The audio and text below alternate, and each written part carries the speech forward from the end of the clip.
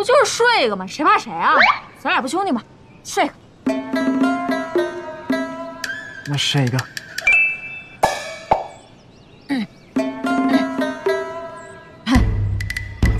睡。那要不我睡一个？睡一个。让我看看。快点。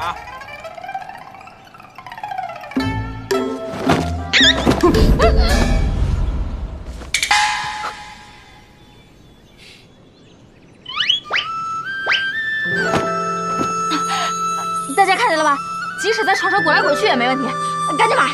来，来，我要一个。先给钱，先给钱啊！先给钱。来，给钱。来，好，拿好了啊。来一个。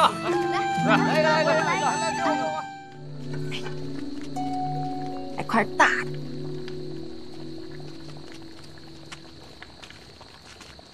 哎，你来了，正好给你留个大的。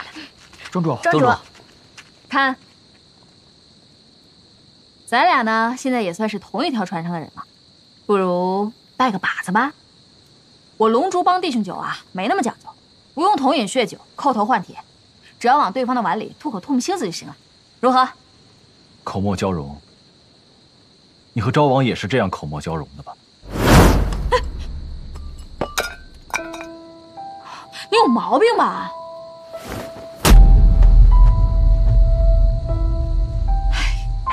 过来，你听我解释。我就等你解释。我问过了，银城有很多商号都模仿你新思路的东西，你们根本就不在意，而且还有昭王在你背后撑腰，所以你堂而皇之模仿我新思路尚未发售的头帮牟利，表面上是为我新思路设计新品，事实上对我百般利用。话给我放干净点，我没想利用谁。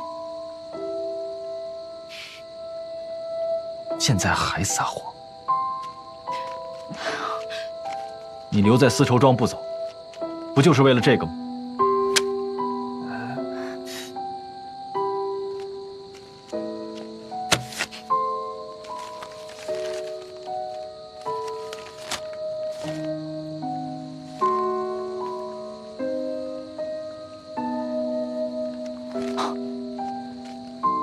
原来你早就知道我投钱进了你的商号。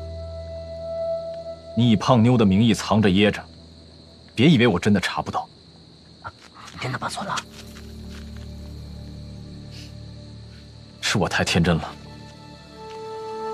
以为你设计了肚兜、头帮，还自封了一个设计堂堂主，想必是真心喜欢这个行当。我甚至觉得，就算你拿回帮里的钱，你依然会真心实意地留在新思路。我就是这么想的，而且我可以发誓，绝对没有想过要抢丝绸庄的生意。你们东西虽好，但价格太高了，下九流的百姓别说是买，连你们的门都踏不进去。昭王之所以帮我做这个头帮，因为价格低，功用却不赖，百姓少吃几个馒头就可以享受到好东西。所以呢，我们本就是不一样的东西，卖给不一样的人，你们该赚的1分都不会留到我们龙族帮。所以你是承认你和昭王暗地里做了这些？说了这么多，你还认为我在利用你？看来你和昭王是早有预谋。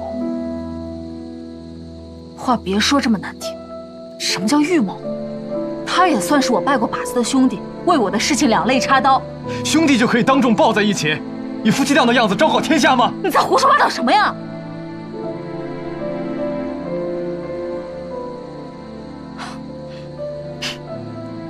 也是啊，在你眼里我本就不堪。